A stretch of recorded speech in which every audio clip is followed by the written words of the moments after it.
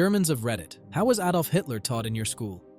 We have him in school now. I'm from Germany. Well, basically, he is taught to us in a very neutral way. We learn how he seized power, started the Second World War, etc. But when it comes to the very bad things like killing of millions of Jews, teachers usually say how bad he was. I learned half a year of 9th grade about him and the Nazi regime. Now we have him in the second half of the 11th grade. So we learn a lot about the Nazis actually, because the government doesn't want us to forget the brutal past. We have him in school now. Wait, he's there in your class with you? Yeah, I see him in the halls sometimes between Second and Third Reich. Edit. In general, you come back to World War II and the Holocaust several times during school.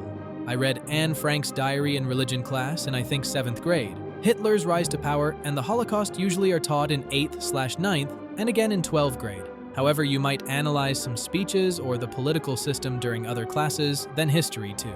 Edit. Since some pointed out that this is only the way that it was taught, here's the explanation of what we were taught. During early years, you learn how evil Hitler and the Nazis were, how many people died because of them, and what the Holocaust was. Then you might learn what that meant on an individual level for Jews, Anne Frank's diary. As you go further, you learn how the Nazis came to power, why Germans voted for them, and how the propaganda worked. Finally, you start to analyze the conditions that made regular people become mass murderers or fanatical soldiers of the Third Reich. As you can see, you start with a clear black/white image. Then learn why they came into power and finally question yourself if you could have been one of those people and how to prevent such a thing from ever happening again. Alongside this, you might visit a concentration camp. I myself visited Buchenwald and Hadamar, a euthanasia site in which, for example, disabled people were killed. Alongside this, you might analyze speeches, art, or songs of that period in different classes. Well, we first got taught about the World War I and then went into how Hitler started. As a small boy, how he got into politics, etc. Then World War II and the Holocaust. After that, we went to a Konzentrationslager, concentration camp, near Berlin. It was truly heartbreaking walking around there and seeing everything. Seeing the gas chambers, the beds, the clothes, and the numbers they were given instead of their names. We even met someone who survived the KZ. I can't even imagine what he went through. That sounds very rough to go through a KZ. We never had a chance to do that, but we went to Bunker Valentin next to Bremen, where a factory for submarines was planned. Also the prisoner camp called Sandbostel, where the workers was held under pretty bad circumstances, especially the Russian ones. We heard stories about their food were made out of wood shavings. I'm Austrian, but I guess that still counts. We're covering World War II right now, actually. First, we learned about World War I and its aftermath, then about how Hitler gained power and how he became chancellor. Our current topic is the Anschluss. We've watched a video of one of Hitler's speeches, and next year, we're going to go on an excursion to Mauthausen to see the KZ concentration camps there. I've read the diary of Anne Frank, but we're not reading it at school. My teacher does teach the lessons neutrally, I think, but sometimes, like for example when we watched the video of Hitler's speech or when we were talking about the deportation of Jewish people, she puts emphasis on how horrible this era of history truly was. I guess that if we didn't have an idea of how much people suffered during this time and how many lives the war cost, history would be much more likely to repeat itself. Lengthily and structurally. No focus on the person, but rather the systems and causalities that lead to him taking and consolidating power, starting with World War I.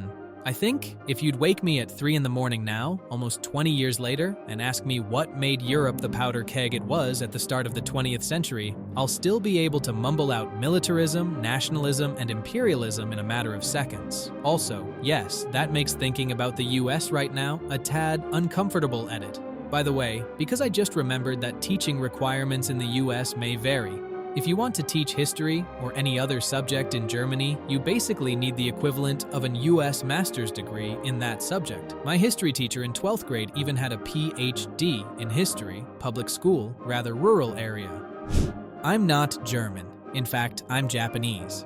I lived and worked in Germany in the 1950s. The country was still in its rebuilding stages, and the evidences of the horrible carnage the country suffered was all over. I became good friends with a few Germans who lived in the same neighborhood I did. They became friendly with me upon learning that I was of Japanese descent, and they sort of looked at me as an ally of theirs. We talked about the war, and Hitler and a couple of my friends were quite open with me extolling the good that Hitler had done for Germany. After World War I, Germany was in pretty bad shape.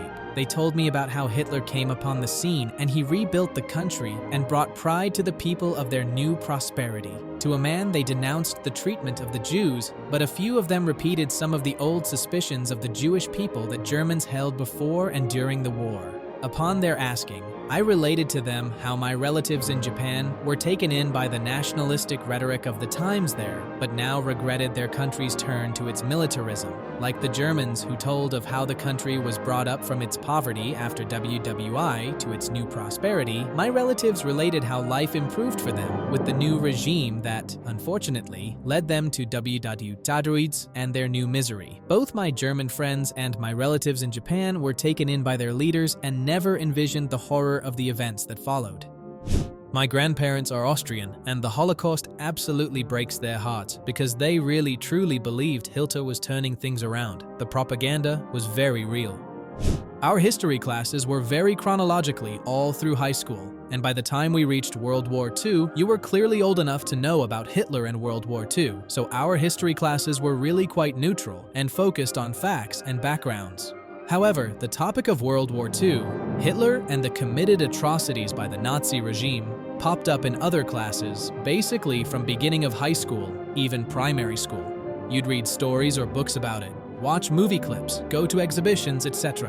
When that topic was talked about in those classes, it was more about all the horrors that were inflicted by the Nazi regime, what it meant to the people at that time, both victims and followers, and a very critical reflection and analysis on why this could happen and how to prevent it from happening again. In the end, the subtext of all these classes were a lot about ethics, morals, human behavior, human faults, human inhumanity, realizing your own shortcomings, and the responsibility you had to understand what happened, how it happened, and to prevent it from happening. Obviously, the way things were taught and talked about were very different depending which age you were as a kid, but you have to realize that for Germans, you usually don't learn about the Nazi past in school, but you just know it before. It's on TV a lot, magazine covers, etc. Sometimes you still have older relatives who lived in that time. My grandparents were in their 20s during World War II, so I knew from them. But for me, school sort of brought all the snippets that I knew together and formed a bigger picture and made me understand a lot of things.